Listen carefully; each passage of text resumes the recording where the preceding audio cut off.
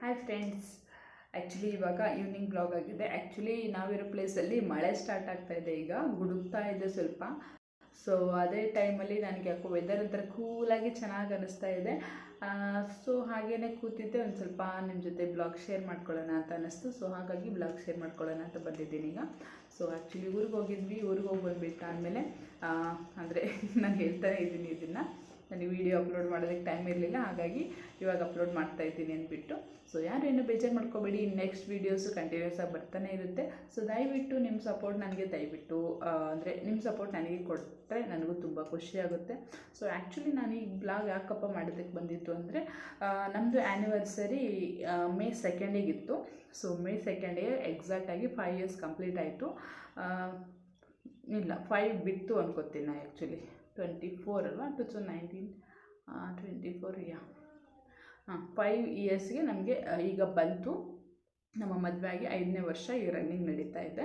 So ಹಾಗಾಗಿ ಅದರ ಒಂದು ನೆನಪಿಗಾಗಿ ನಾನು ಒಂದು ಬ್ರೇಸ್ಲೆಟ್ ಮಾಡೋದಕ್ಕೆ ನಮ್ಮ ಹಸ್ಬೆಂಡಿಗೆ ಗೊತ್ತಿಲ್ಲದವ್ರ ಹತ್ರ, ಅಂದರೆ ಅವ್ರಿಗೊಂದು ಸರ್ಪ್ರೈಸ್ ಗಿಫ್ಟಾಗಿ ಕೊಡೋಣ ಅಂತ ನನಗೆ ಆಸೆ ಅನ್ನಿಸ್ತು. ಸೊ ಹಾಗಾಗಿ ನಾನು ಸರ್ಪ್ರೈಸ್ ಗಿಫ್ಟಾಗಿ ಒಂದು ಬ್ರೇಸ್ಲೆಟ್ ಮಾಡೋದಕ್ಕೆ ಕೊಟ್ಟಿದ್ದೆ. ಸೊ ಆಲ್ರೆಡಿ ನೀವು ಒಂದು ಬ್ಲಾಗಲ್ಲಿ ನಾನು ಆಲ್ರೆಡಿ ಇದನ್ನು ಶೇರ್ ಮಾಡ್ತೀನಿ. ಸೊ ಇವಾಗಲೂ ಕೂಡ ಹೇಳೋಕ್ಕೆ ಇಷ್ಟಪಡ್ತೀನಿ.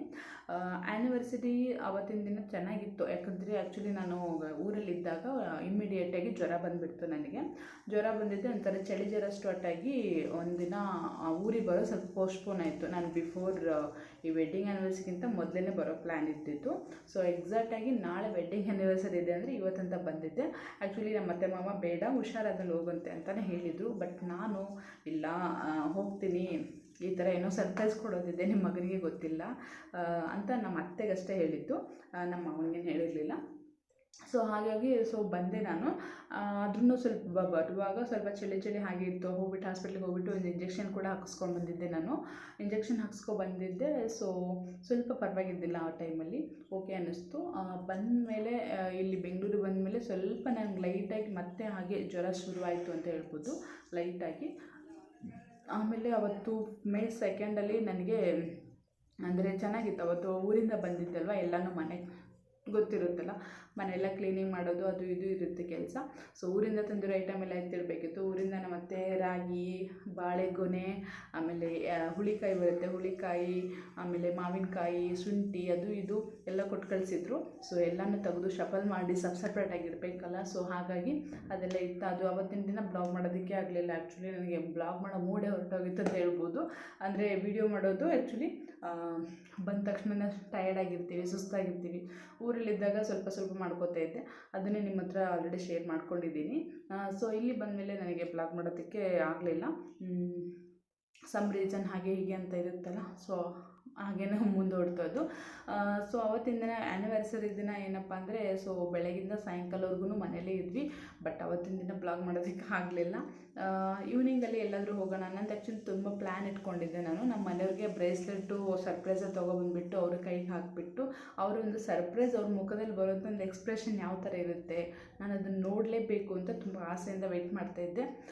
ಬಟ್ ಏನು ಮಾಡೋದು, ನಾವು ಅಂದ್ಕೊಂಡಂಗೆ ಆಗಲ್ವಲ್ಲ. ಆಸೆ ಬಂದು ಅದು ಆ್ಯಕ್ಚುಲಿ ಗೋಲ್ಡ್ ಜ್ಯುವೆಲ್ಲರಿ ಅಂಗಡಿಯವರು ನಮಗೆ ಸ್ವಲ್ಪ ಟೈಮ್ ಬೇಕು ಮೇಡಮ್, ಇನ್ನೂ ಆಗಿಲ್ಲ, ಸೊ ಇವತ್ತು ಈವ್ನಿಂಗ್ ಬರುತ್ತೆ, ನಾಳೆ ಈವ್ನಿಂಗ್ ಬರುತ್ತೆ ಅಂತ ಇದೇ ಥರ ಹೇಳಿ ಪೋಸ್ಟ್ಪೋನ್ ಮಾಡಿಬಿಟ್ಟು ಇನ್ನೇನು ಮಾಡೋಕ್ಕಾಗುತ್ತೆ. ಅವರು ಇವತ್ತು ನಮ್ಮದು ಆ್ಯನಿವರ್ಸರಿ ದಿನ ಮಾರ್ನಿಂಗ್ ನನಗೆ ಬೇಕಿತ್ತು. ನಾನು ವೆಡ್ನೆಸ್ಡೇ ಫೋನ್ ಮಾಡಿ ನನಗೆ ಬೇಕೇ ಬೇಕು ಅಂತ ಕೇಳಿದೆ. ಬಟ್ ಅವರು ಇಲ್ಲ ಮೇಡಮ್ ಆಗೋದಿಲ್ಲ, ಫ್ರೈಡೇ ಬರುತ್ತೆ ಅಂತ ಅಂದರು. ಫ್ರೈಡೇ ಅದು ಮಾರ್ನಿಂಗ್ ಆದರೂ ಬರುತ್ತೆ, ಇಲ್ಲ ಅದು ಈವ್ನಿಂಗ್ ಬರುತ್ತೆ ಅಂತ ಹೇಳಿದರು. ಸೊ ಇನ್ನೇನು ಮಾಡೋಕ್ಕಾಗಲ್ಲ, ಅವ್ರು ಕೊಟ್ಬಿಟ್ಟಿದ್ದೀನಿ, ಅವ್ರು ಕೊಡೋ ಟೈಮಲ್ಲೇ ಕೊಟ್ಟವರು. ಹಾಗಾಗಿ ನಾನು ಸರಿ ಇನ್ನೇನು ಮಾಡೋಕ್ಕಾಗುತ್ತೆ. ನಾನು ಹೇಳಿದ್ನಲ್ಲ ಗೋಲ್ಡ್ ತೊಗೊಂಡಿದ್ದೀನಿ ಅಂದ್ಬಿಟ್ಟು, ಸೊ ಇದೇನೆ. ಸೊ ಇದು ನನ್ನ ಹಸ್ಬೆಂಡ್ಗೆ ಅಂತ ತೊಗೊಂಡಿದ್ದು. ಇದು ಬಂದು ಅಕ್ಷಯ ತೃತೀಯ ಬ್ಲಾಗ್ ಹಾಕಿದ್ದೀನಿ, ಅದರಲ್ಲಿ ಎಲ್ಲೇ ಎಷ್ಟು ಗ್ರಾಮು ಏನಂತ ಎಲ್ಲ ಇದೆ ನೋಡಿ. ಅದೇ ನಾನು ಆಮೇಲೆ ಈಗ ಅವತ್ತಿನ ದಿನ ಸಾಯಂಕಾಲ ನಾವು ದೇವಸ್ಥಾನಕ್ಕೆಲ್ಲ ಹೋಗಿ ಬಂದ್ವಿ. ಇಲ್ಲೇ ಹತ್ತಿರ ಇರುವಂಥ ಒಂದು ದೇವಸ್ಥಾನಕ್ಕೆ ಹೋಗಿದ್ವಿ. ಹೋಗಿಬಿಟ್ಟು ಸೆಲೆಬ್ರೇಷನ್ ಮಾಡಿಕೊಂಡು ಒಂದು ಕೇಕ್ ತೊಗೊಂಬರೋಣ ಅಂತ ಆಸೆ ಆಯಿತು. ಆವತ್ತಿನ ದಿನ ಮಳೆ ಶುರುವಾಯಿತು. ಕೇಕು ಇನ್ನು ನಾನು ತಿನ್ನಲ್ಲ, ನನಗೂ ಹುಷಾರಿರಲಿಲ್ಲ, ನನ್ನ ಮಗಳಿಗೊಬ್ಳಿಗೆ, ನಮ್ಮ ಮನೆಯವ್ರಿಗೂ ಅಷ್ಟು ತಿನ್ನಲ್ಲ, ಹಾಗಾಗಿ ಕೇಕು ಏನು ತರಲಿಲ್ಲ. ಆ್ಯಕ್ಚುಲಿ ಮಧ್ಯಾಹ್ನ ಬೇಕ್ರಿಯಿಂದ ಒಂದು ಪೀಸು ಕೇಕ್ ತೊಗೊಬಂದುಬಿಟ್ಟು ಸೆಲೆಬ್ರೇಟ್ ಮಾಡಿದ್ವಿ ಅಂತ ಹೇಳ್ಬೋದು. ಅದನ್ನು ನಾನು ವಿಡಿಯೋ ಮಾಡಿಲ್ಲ, ಅದೇ ನಮ್ಮ ಒಂದು ವೆಡ್ಡಿಂಗ್ ಆ್ಯನಿವರ್ಸರಿ ಕೇಕ್ ಅಂತ ಅನ್ಬೋದು. ಸೊ ದೇವಸ್ಥಾನಕ್ಕೆ ಹೋಗಿದ್ವಿ, ಮನೆ ಹತ್ರನೇ ಇರೋವಂಥದ್ದು ಒಂದು ದೇವಸ್ಥಾನ ಇದೆ ಇಲ್ಲಿ, ತ್ರಿಮೂರ್ತಿ ದೇವಸ್ಥಾನ ಅಂತ. ಸೊ ಅಲ್ಲಿಗೆ ಹೋಗಿದ್ವಿ, ಹೋದಾಗಿನ ಒಂದು ಫೋಟೋ ಶೂಟ್ ಇವೆಲ್ಲ ಫೋಟೋ ತೊಗೊಂಡಿರೋದು. ಸೊ ಅದನ್ನೇ ನಿಮಗೆ ಜಸ್ಟ್ ಶೇರ್ ಮಾಡ್ಕೊಂಡಿದ್ದೀನಿ. ಸೊ ಅದಾದಮೇಲೆ ಹೋಟ್ಲಿಗೆ ಹೋಗೋಣ ಅಂತ ಅಂದ್ಕೊಂಡಿದ್ವಿ. ಬನ್ನಿ ಹೋಟ್ಲಿಗೆ ಹೋಗೋಣ ಅಂದ್ಕೊಂಡ್ವಿ. ಮಳೆ ಜೋರು ಅಂದರೆ ಗಾಳಿ ಸಿಕ್ಕಾಪಟ್ಟೆ, ಧೂಳೆಲ್ಲ ಕಣ್ಣಿಗೆ ಬರ್ತಾಯಿತ್ತು. ಗಾಡೀಲಿ ಬರೋಕ್ಕೆ ನಮಗೆ ಆಗ್ತಾಯಿಲ್ಲ, ದೇವಸ್ಥಾನದಿಂದ ಅಷ್ಟು ಜೋರಾಗಿ ಗಾಳಿ ಬೀಸ್ತಾ ಇತ್ತು. ಸೊ ಬೆಟರ್ ಮನೆಗೆ ಹೋಗೋಣ, ಆನ್ ದ ವೇ ಹೋಗ್ತಾ ಪಾನಿಪುರಿ ಏನಾದ್ರು ತಿನ್ಕೊಂಡು ಹೋಗೋಣ ಅಂದ್ಕೊಂಡು ಬಂದ್ವಿ. ಪಾನಿಪುರಿ ತಿನ್ಕೊಳ್ಳೋಣ ಅಂತ ಬಂದರೆ ಅಲ್ಲಿ ಸೆಂಟ್ರ್ ಸ್ವಲ್ಪ ಮಳೆ ಜೋರಾಗಿ ಬಂತು, ಅದೊಂದತ್ರ ನಿಲ್ಲಿಸಿದ್ವಿ. ಸೊ ಮಳೆ ಬಂದಿದ್ದೇನೆ ಪಾನಿಪುರಿ ಅಂಗಡಿಯವರೆಲ್ಲ ಖಾಲಿ ಮಾಡ್ಕೊಂಡು ಹೋಗ್ಬಿಟ್ಟಿದ್ರು, ಯಾರೂ ಇರಲಿಲ್ಲ. ಸೊ ಇನ್ನೇನು ಮನೆಗೆ ಬಂದು ಅನ್ನ ಸಾಂಬಾರೇ ಗತಿ ಅನ್ನೋ ಹಾಗೆ ಸೀದಾ ಮನೆಗೆ ಬಂದ್ವಿ. ನಾನು ಸ್ವಲ್ಪ ಸಾಂಬಾರು ಸೊಪ್ಪು ತೊಗೊಬಂದಿದ್ದೆ ಊರಿಂದ, ಬಸಳೆ ಸೊಪ್ಪು ತೊಗೊಬಂದಿದ್ದೆ. ಸಾಂಬಾರು ಮಾಡಿದೆ ಅವತ್ತು, ಸಾಂಬಾರು ರೈಸು. ಆಮೇಲೆ ಏನಾದರೂ ಸ್ವೀಟ್ ಮಾಡೋಣ ಅಂತ ಅಂದರೆ ಅವತ್ತು ಮಾಡೋದಕ್ಕೆ ಆಗಲಿಲ್ಲ ನನಗೆ. ರೈಸು ಸಾಂಬಾರು ಮಾಡಿಕೊಂಡು ತಿಂದು ಹಾಗೆ ಆಯಿತು ಅವತ್ತಿನ ದಿನ. ಅದರ ನೆಕ್ಸ್ಟ್ ಡೇ ಮತ್ತೇನು ಇಲ್ಲ, ನಾರ್ಮಲ್ಲಾಗಿ ಆಯಿತು. ಈ ಥರ ಆಯಿತು ನಂದು 5 ಇಯರ್ಸ್ ವೆಡ್ಡಿಂಗ್ ಆ್ಯನಿವರ್ಸರಿ. ನಾನು ತುಂಬ ಆಸೆ ಇಟ್ಕೊಂಡಿದ್ದೆ, ಏನೇನೋ ಮಾಡಬೇಕು, ಹೇಗೇಗೋ ಸೆಲೆಬ್ರೇಟ್ ಮಾಡಬೇಕು ಅಂತ. ಅದಕ್ಕೆ ಹೇಳೋದು, ಮೊದಲೇ ನಾವು ಯಾವುದನ್ನು ಪ್ಲ್ಯಾನ್ ಮಾಡ್ಬೋದು. ಪ್ರೀ ಪ್ಲ್ಯಾನ್ ಇದ್ದರೆ ಆಲ್ಮೋಸ್ಟ್ ಆಗೋ ಡೌಟು ಅನಿಸುತ್ತೆ. ವಿತೌಟ್ ಪ್ಲ್ಯಾನ್ ಮಾಡಿದರೆ ತುಂಬ ಚೆನ್ನಾಗಾಗ್ತದೆ. ಸೊ ಹಾಗಾಗಿ ಹಾಗೆ ಅನಿಸ್ತು ನನಗೆ ಅವತ್ತಿನ ದಿನ. ಕೆಲವೊಂದೆಲ್ಲ ಪ್ಲ್ಯಾನ್ ಮಾಡ್ಕೊಂಡು ತುಂಬ ಚೆನ್ನಾಗಾಗ್ತವೆ. ನಾನು ಸರ್ಪ್ರೈಸ್ ಕೊಡೋಣ ಅಂತ ಹೋಗಿದ್ನಲ್ಲ, ಅದು ಈ ಥರ ಆಯಿತು ಅನಿಸುತ್ತೆ some time. But okay, better like next time ಹಾಗೆ ಅಂದ್ಕೊಂಡು ಮುಂದೆ ಹೋಗ್ತಾ ಇದ್ದೀನಿ. ಊರಲ್ಲೆಲ್ಲ ಚೆನ್ನಾಗಿತ್ತು, ನೀವೇ ನೋಡಿರೋ ಹಾಗೆ ಬ್ಲಾಗಲ್ಲೆಲ್ಲ ಹಾಕಿದ್ದೀನಿ. ನಮ್ಮ ಅತ್ತೆ ಮಕ್ಕಳು ಆಮೇಲೆ ರಿಲೇಷನ್ ಎಲ್ಲ ಬರ್ತಾನೆ ಇದ್ದರು. ನಾವು ಹೋದ್ಮೇಲೆ ಅಂದರೆ ನಾವು ಹೋಗೋದು ವರ್ಷಕ್ಕೊಂದ್ಸರಿ, 6 ತಿಂಗಳಿಗೊಂದ್ಸರಿ ಹೋಗ್ತೀವಲ್ಲ. ಸೊ ಅಲ್ಲಿ ಅವರೆಲ್ಲ ಬರ್ತಾನೆ ಇರ್ತಾರೆ, ಹೋಗ್ತಾನೆ ಇರ್ತಾರೆ. ಸೊ ನಾವು ಕೂಡ ಹೋಗೋದು ವರ್ಷಕ್ಕೆ 1-2 ಸರಿ 2 ಸರಿ ಆ ಥರ ಹೋಗ್ತೀವಿ, ತುಂಬ ರೇರ್ ಹೋಗೋದು.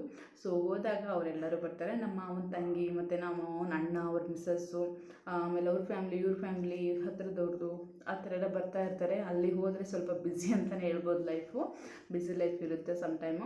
ಆಮೇಲೆ ಇದು ಕಾಫಿ ಸೀಸನ್ ಎಲ್ಲ ಇರುತ್ತಲ್ಲ, ಆ ಕಾಫಿ ಸೀಸನಲ್ಲೂ ಕೂಡ ಫುಲ್ ಬ್ಯುಸಿ ಇರ್ತಾರೆ ಅವರು. ಫೋನ್ಗೂ ಕೂಡ ಸಿಗೋದಿಲ್ಲ ನಮ್ಮ ಅತ್ತೆ ಮಾವ, ಅಷ್ಟು ಬ್ಯುಸಿ ಇರ್ತಾರೆ. ನಾವು ಇಲ್ಲಿ ಬೆಂಗಳೂರು ಬಂದಮೇಲೆ ಸ್ವಲ್ಪ ಫ್ರೀ ಆಗ್ತೀನಿ ನಾನು. ಸೊ ಹಾಗಾಗಿ ಇಲ್ಲಿ ಬಂದಮೇಲೆ ಎಡಿಟಿಂಗು ಮತ್ತು ವೀಡಿಯೋಸ್ ಮಾಡೋದಾಗಲಿ ಎಲ್ಲ ಇಲ್ಲಿ ಬಂದಮೇಲೆ ಮಾಡ್ತಾ ಇರೋದು. ನನಗಲ್ಲಿ ಅಷ್ಟು ಎಡಿಟಿಂಗ್ ಮಾಡೋಕ್ಕೆ ಟೈಮೇ ಸಿಗ್ತಾ ಇರಲ್ಲ, ಯಾಕಂದರೆ ಎಡಿಟಿಂಗ್ ಮಾಡೋದಕ್ಕೆ ಕೂತ್ಕೊಂಡ್ರೆ ಟೈಮು ತುಂಬ ಬೇಕು. ಸೊ ನಾವು ಇಲ್ಲಿಂದ ಅಲ್ಲಿಗೆ ಹೋಗ್ಬಿಟ್ಟು ಅಲ್ಲಿ ಎಡಿಟಿಂಗ್ ಮಾಡ್ಕೊಂಡು ಕೂತ್ಕೊಳ್ಳೋಕ್ಕೆ, ಅದಕ್ಕಾಗಿ ಟೈಮ್ ಕೊಡೋದಕ್ಕೆ ಟೈಮ್ ಸಿಗಲ್ಲ. ಸೊ ಹಾಗಾಗಿ ಬೆಟರ್ ನಾನು ಬೆಂಗಳೂರಿಗೆ ಹೋಗ್ಬಿಟ್ಟು ಮಾಡೋಣ ಅಂದ್ಬಿಟ್ಟು ನಾನು ಯಾವುದೂ ಎಡಿಟಿಂಗು ಮಾಡಿರಲಿಲ್ಲ, ವಾಯ್ಸ್ ಓವರು ಕೊಟ್ಟಿರಲಿಲ್ಲ, ಎಲ್ಲನೂ ಇಲ್ಲಿಗೆ ಬಂದುಬಿಟ್ಟು ಮಾಡಿದ್ದು. ಸೊ ಹಾಗಾಗಿ ಸ್ವಲ್ಪ ವೀಡಿಯೋಸ್ ಎಲ್ಲ ಲೇಟ್ ಆಯಿತು ಅಂತ ಹೇಳ್ಬೋದು. ಅಷ್ಟೇ ಫ್ರೆಂಡ್ಸ್. ಇನ್ನೇನಾದರೂ ನಿಮಗೆ ನನ್ನ ಬಗ್ಗೆ ಡೌಟ್ಸ್ ಏನಾದರೂ ಇದ್ದರೆ ದಯವಿಟ್ಟು ಡೌಟ್ಸ್ ಕೇಳಿ ನನ್ನ ಕಮೆಂಟಲ್ಲಿ. ನಿಮಗೇನಾದರೂ ನನ್ನಿಂದ ಇನ್ಫಾರ್ಮೇಷನ್ ಬೇಕಂದರೆ ನಾನು ಕೂಡ ಹೇಳೋಕ್ಕೆ ಇಷ್ಟಪಡ್ತೀನಿ. ಇಲ್ಲಿಗೆ ಈ ಬ್ಲಾಗ್ನ ಎಂಡ್ ಮಾಡ್ತಾಯಿದ್ದೀನಿ. ಮತ್ತೆ ಇನ್ನೊಂದು ಬ್ಲಾಗೊಂದಿಗೆ ಮತ್ತೆ ಸಿಗ್ತೀನಂತೆ. ನೋಡೋದಕ್ಕೆ ಪ್ರತಿಯೊಬ್ಬರಿಗೂ ಧನ್ಯವಾದ. ಇದೇ ಥರ ಸಪೋರ್ಟ್ ಮಾಡ್ತಾಯಿರಿ. ಯಾರು ಸಬ್ಸ್ಕ್ರೈಬ್ ಮಾಡ್ಕೊಳ್ದೆ ನೋಡ್ತಿದ್ರೆ ದಯವಿಟ್ಟು ಸಬ್ಸ್ಕ್ರೈಬ್ ಮಾಡ್ಕೊಂಡು ನೋಡಿ ನನ್ನ ಚಾನಲನ್ನು. ನಿಮ್ಮ ಸಪೋರ್ಟು ನನ್ನ ಮೇಲೆ ಇದ್ದರೆ ನಾನು ಕೂಡ ಇನ್ನೂ ಒಳ್ಳೊಳ್ಳೆ ಕಂಟೆಂಟ್ ಕೊಟ್ಟು ನಿಮ್ಮ ಜೊತೆಗೆ ನಿಮ್ಮನ್ನು ಎಂಟರ್ಟೈನ್ ಮಾಡೋದಕ್ಕೆ ನಾನು ಕೂಡ ಟ್ರೈ ಮಾಡ್ತೀನಿ. ನನ್ನಲ್ಲಿರುವ ಕೆಲವೊಂದು ಟ್ಯಾಲೆಂಟ್ಗಳು ಕೂಡ ನಿಮ್ಮಲ್ಲಿ ಶೇರ್ ಮಾಡ್ಕೋತೀನಿ ಅಂತ ಹೇಳೋಕ್ಕೆ ಇಷ್ಟಪಡ್ತೀನಿ. Thank you. Signing up. Take care. Bye bye. ಮತ್ತೊಂದು ಹೊಸ ವೀಡಿಯೋದೊಂದಿಗೆ ಬರ್ತೀನಂತೆ. ಬಾಯ್ ಬಾಯ್.